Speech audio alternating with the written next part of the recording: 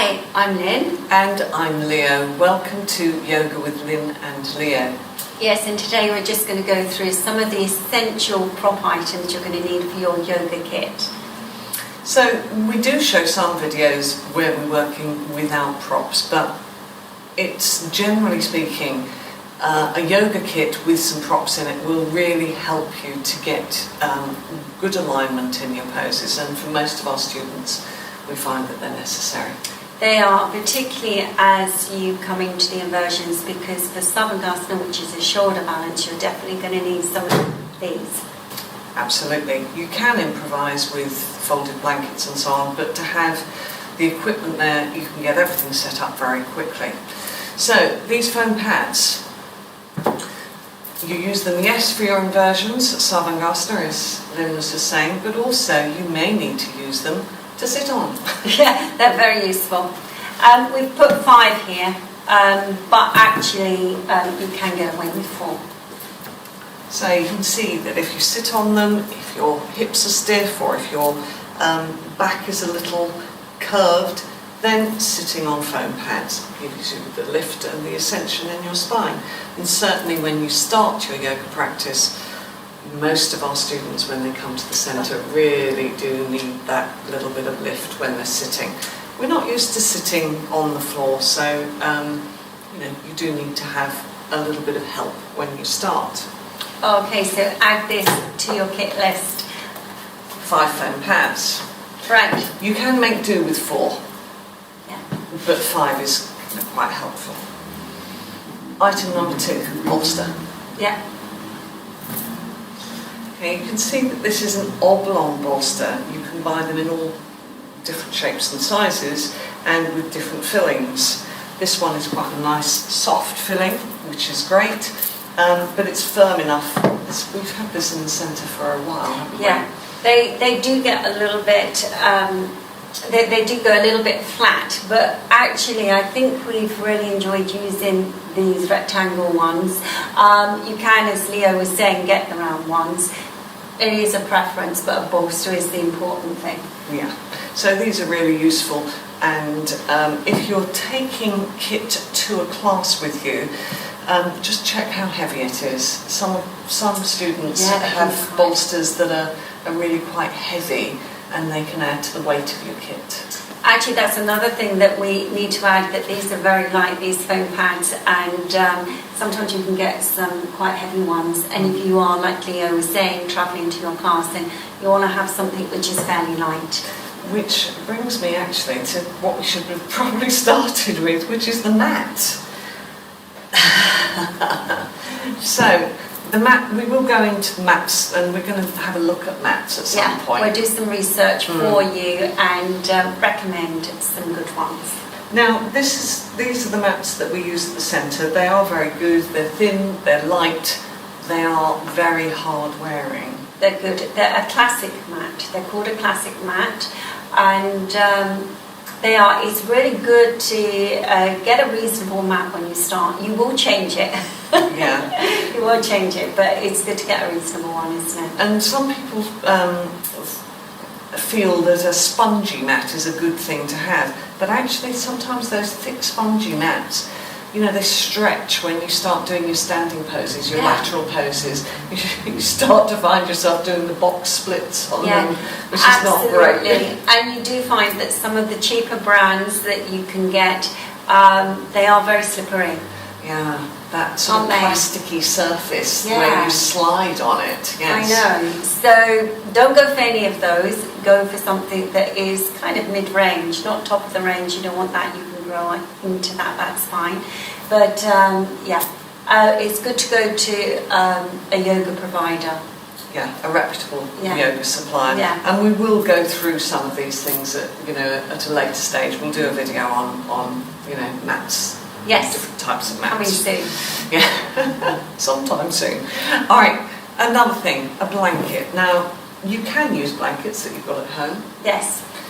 But these ones are Indian cotton blankets, and they do have the advantage that they're not quite as slippery as some of the, because they're made out of cotton, so it's a natural fibre, so they're not quite as slippery as something that might be a fleece blanket, Yes. which feels very cosy, but it is quite slippery, and also, of course, the environmental issues around fleece these Yes. days. I will say that's absolutely right. So if you haven't bought a fleece blanket, then buy one of these because they are so much better to use. They're soft. They're not too slippy. And they fold well. All right, a belt. Now you can see that this is a wide belt. It's also a long belt. Sometimes people come to class with belts with plastic buckles.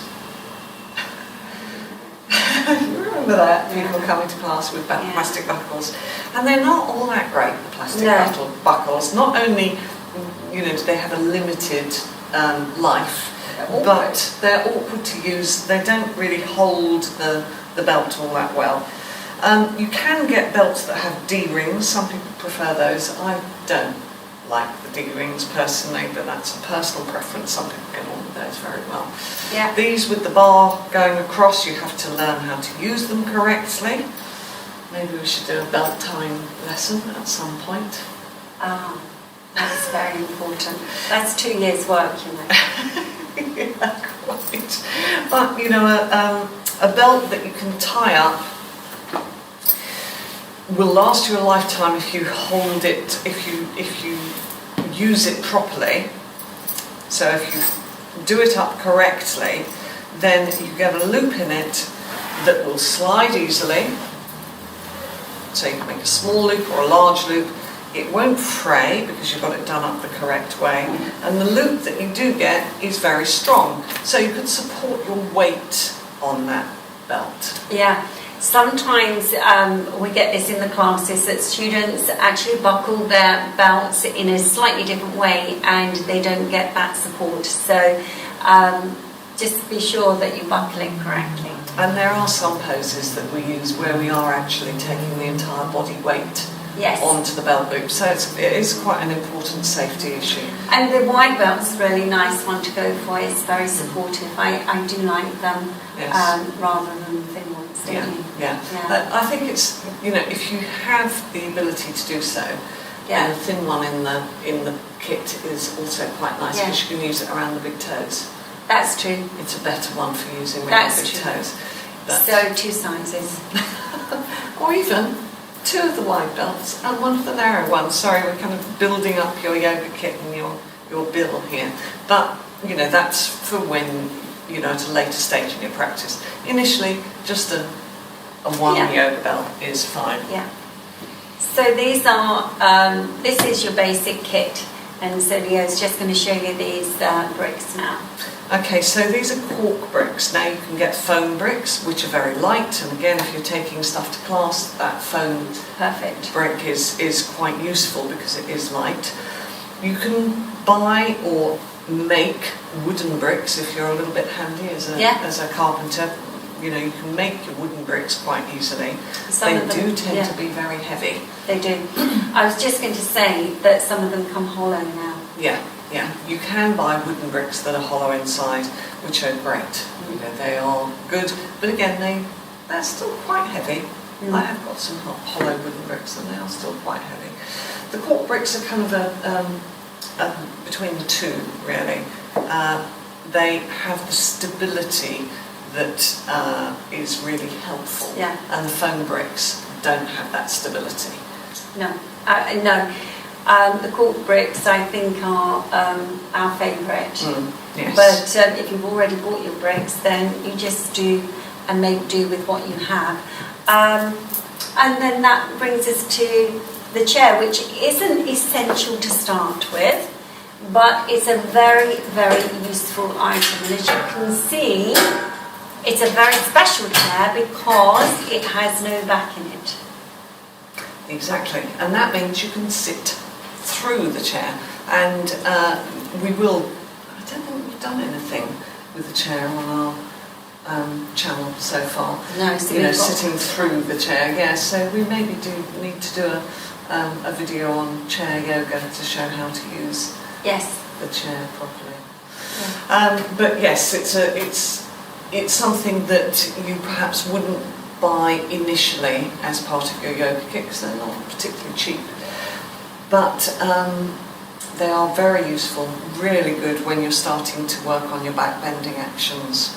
Really, Yes. very helpful. They are really helpful, and also we do demonstrate with the chair with your leg lifts. So, of course, you know, you may find a side or a settee or whatever you have at home. It's really good to improvise, but it's very useful to put your foot onto the top of the chair or to the chair bar. That's quite a useful way of working with it to start with. Yes, And of yes. course, twists if there's medical issues, knee problems, whatever, you can use the chair. And if you're going to use a chair or purchase a chair, you may as well have a yoga chair.